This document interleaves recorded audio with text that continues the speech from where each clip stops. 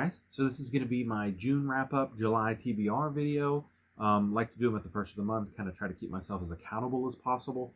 So we'll jump in, we'll start with things that I had read for the month of last month, and then we will do books I'm still working on and books I plan to read next month. Starting with Slaughterhouse-5, this is the book that I had started back in May, kind of intended to join the buddy read discussion, and then kind of I just got a little bit held back.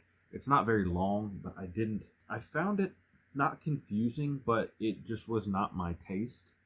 I'd like to try some more Kurt Vonnegut, and I think that this will be a book that's a lot more interesting talking to others about it. I'll do a dedicated review and kind of share my thoughts a little bit about it. I hadn't really done a whole lot of videos in June, and I feel like this is one of those books that you either hate it or you love it, and I kind of fell in the middle, so I don't know if a lot of people agree with me on just, I found it to be unfulfilling. I think I came in with high expectations, and it was just kind of so I'll definitely talk about that more in the dedicated review. Next, did a lot of Green Lantern comics this time around. We did ramping up to the Blackest Night. I did Agent Orange, Rage of the Red Lanterns, and Blackest Night itself, and read all three of those in the month of June, and really dug into Green Lantern mythos with those. They were really, really good. Got to meet the Blue Lanterns, the Yellow Lanterns, the Red Lanterns, the Orange Lantern. There's only one. The Indigo Lanterns, and is there one more? I think there's one more. I don't know. But a lot of lanterns, and the Black Lanterns were super cool. They were kind of resurrected dead people. I really like that a whole bunch. So that's going to be fun to talk about. I'll put them all together in a review, kind of like getting to Blackest Night. And then there's Brightest Day, which I think is after Blackest Night. I may continue on with that, but I'm not quite sure. I was talking to the guy at the comic store near me. Shout out to Dr. Nose, coolest comic book store in Georgia that I know about. And he was like, after Blackest Night, John's kind of went downhill with his Green Lantern writing. That was like the pinnacle of his Green Lantern run. He still wrote it for a while, but it was never as good as Blackest Night after that. So I don't know if I'll keep going or not. Next, we have Ship of Magic by Robin Hobb. This is the second trilogy. We're doing a read-along on my Discord, kind of just a loose read-along. Really, while I'm reading it, I like to talk about it on Discord, and if you guys are talking about it, Penny from Cat Lady Book Nook, that's what her name is on the Discord, and she kind of is a huge part of my channel. We talk back and forth all the time. She's reading them with me at the same time. And then my friend Gaia Athena, she is a little bit behind us, so she's continuing in the conversation, kind of catching up on some things. And I think a few other people have said they're going to come in and kind of chime in whenever they get to a certain point as well. Ship of Magic is great. Live Ship Traders is my favorite trilogy that Hobb did. I just love the swashbuckling pirate sea journey that they go through. The characters, I think, in the original trilogy with Fitz, you only get his perspective. You kind of see the world through his eyes. In this series, you get multiple perspectives, and I think that really gives you a better look at the world and what's going on in the world. And I like that quite a bit. So yeah, this was good. I think I gave it 5 stars again when I re-reviewed it on Goodreads. I loved it. Wolves of the Kala. I just picked this up. I've been looking for the illustrated versions. I was hoping to get it in paperback, but I couldn't find it in paperback.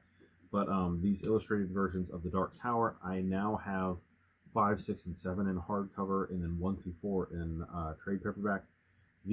This one we just got done in book 4, and if you'd like, I'll do my review for Wizard of Glass. It's spoilers all throughout. I know that turns a lot of people off, but and I've already filmed the review for this one, also filled with spoilers. This one was really good. It's probably not as good as the others. You really got to explore the characters, kind of learn more about Jake and his childhood and what's happening with his childhood. Roland, you kind of see him. He's um, really, the best way to put it is Roland is starting to move on, but they're still seeking the tower. They get approached. Um, Basically, the premise of this novel is they get approached by these townspeople, because every so often, once a generation, they come through and they take one of every twin. In this area, they almost every family has twins. I don't know exactly, that part's never really explained, but you do find out why they take the twins eventually. And they come in, they steal one twin, and then they bring them back. And their minds are very, very simple. It's like they've become mentally handicapped, and then they grow very, very large, almost giant size, like 7 foot tall, very muscular, men and women, both of them. And then they die very early. So they call them ruined. It was a really, really cool premise. Some things happen with Susanna that are really shocking. Things happen with Jake. Eddie kind of steps into more of a leadership role. You can tell that Roland's been grooming him for that. And so really, really enjoyed this book. And last but certainly not least, Wool. I'm doing a read along with my friend Scott from Book Invasion. He loves this book. He loves this group of books, the whole trilogy. And Hugh Howey and Duncan Swan are hosting the self-published science fiction competition. And I've been asked to be a judge, and so wanted to really read Hugh Howey's work. And then this month, I'm going to read the second in his trilogy, and then I'm going to read Duncan Swan's first novel, Monster, just to get to know those authors a little bit better. And when we get into judging, I'm really, really excited about reading all the self-published science fiction books that we're going to get into. I really, really am excited to be part of this. I'm so glad that I got invited. Wool is about a silo. These people have lived in a silo for as long as time. They don't remember a time outside in the world. Generations ago, they went underground and they don't know any different. They actually have a religion wrapped around what's going on that says that they never were outside of the silo. They've always been in the silo. They've always lived in the silo. I'm assuming some type of nuclear war was the problem, or a disease or something. But right there at the beginning of the book, this isn't really a spoiler. You get the sheriff says, "All right, that's it. I need to leave. I need to get out." And so when you say that, you are sent out to clean the sensors on the outside of the silo. And so he goes out to clean the sensors. That kind of starts the whole journey through the book. It's the catalyst that we get at the very, very beginning that kind of all the things after that happen because he decided to go out and leave the silo.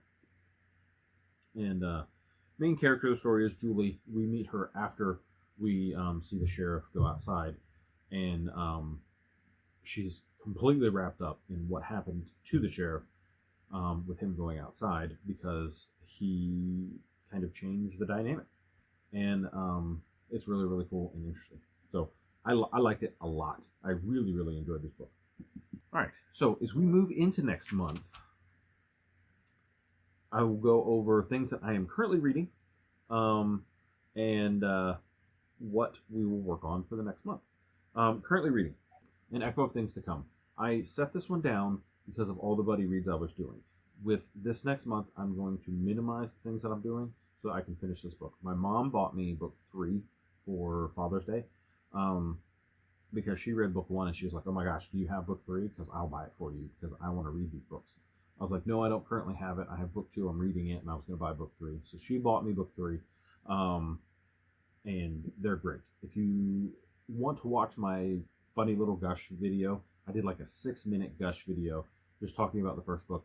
I need to do a longer, dedicated, spoiler-filled review on it because I really want to talk about the things that happened in that book. And then this book is great as well. I just unfortunately had to put it down because so many other buddy reads and stuff were going on, and this was just for my pleasure. And I need to get back to books that I'm reading just for my pleasure, because this one is definitely one of those. This one is Scott from Book Invasion, who invited me to the Wool Readalong and to be part of the self-published science fiction competition. He recommends this one highly. He really, really enjoys it, and I want to get to it. I've checked it out from the library like 4 times because I'm like, Scott says it's good. I'm going to enjoy it. I'm going to read it because our reading tastes are very, very similar. So it doesn't seem very long, maybe just over 300 pages. So I definitely want to get to this one this month as well. I have been, so speaking of the self-published science fiction competition, this book, the first one, Sinlin Ascends, won the fantasy version of this competition hosted by Mark Lawrence. Mark Lawrence actually blurbs it on Sinlin Ascends, one of my favorite books of all time. And I agree, it was fantastic. I read it almost 2 years ago now on the first one, and I have been putting it off and been putting it off to get to the second one. And I really, really, really want to get to the second book. So many other people have started reading it and enjoying it, and I'm like, man, I started reading this years ago, and I should have finished the series, and I want to have the third book read before the fourth book comes out later this year or the first of next year, because I'd love to join everybody in reading the next book, because I think it's going to be fantastic. Presidential read-along still going on. I kind of took a little bit of a break. We're doing like a month and a half on every one of these, and life was just challenging a little bit for this last month. So presidential read-along, fourth president, James Madison, kind of an acolyte of Thomas Jefferson. He was the president during the War of 1812, and that kind of soured everything about him. He was very interesting and influential in Alexander Hamilton's life. He was very influential in the founding of the country. So I'd like to learn more about him. I know that most people look at his presidency in the War of 1812, which really, from what I've heard, is not 100% his fault. But they've kind of said he had a poor presidency because of that. So we'll see how that goes. And then continuing to read this manga. Sadly, Kitaro Miura passed away in May. And he wrote a beautiful, beautiful story. And I want to reread it. So I'm going to reread it. I'm buying these deluxe editions. They're gorgeous. They're wonderful. I love them. As I said, new books for the month. We've got Shift by Hugh Howey. Really, really fun and interesting book one. Ready to get to book two. Reading that on Scott's Discord. If you want to check out his channel, I'll link it below. And you can join his Discord and maybe catch up to us, because these are great. You know what? I didn't tell you about the Dragonbone Chair. The Dragonbone Chair is a book that I'm almost done with. It is the first book in the Memory, Sorrow, and Thorn trilogy. Memory, Sorrow, and Thorn are all swords, by the way. And really, really, really, really, really having fun with Dragonbone Chair. Took a little bit to get into it. The first 150 pages, I was like, well, I don't know. You know, these descriptions are great, but we're kind of doing a whole lot of nothing. We were learning about Simon's everyday life, things like that. And then all of a sudden, I mean, it was like, boom, when we took off. And it's been great since then. I've been listening to it every chance I can get. Also reading Guardian, which is book 3 in the Beyond the Frontier Lost Fleet series. We're going to do the live stream of that coming up. I will put it right here. I wrote it down in my Discord, and I'll put it down here for you to see as well. And then going into next month, I will read Steadfast, book 4.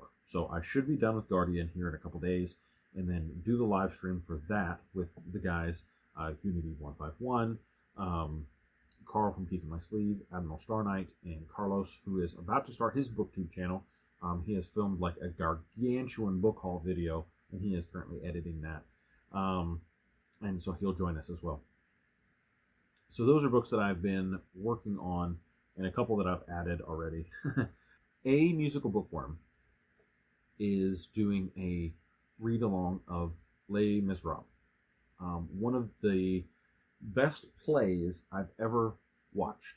I've never seen it live, but I've seen it on TV a few times, and I've watched the movie. The movie was good. There was a couple things that, maybe not the best, but movie was really good. So very excited to read the book, and it's I think we're doing 2.5 months on the book, so there's no hurry on it, which is good, which is really good. I don't have the copy of it.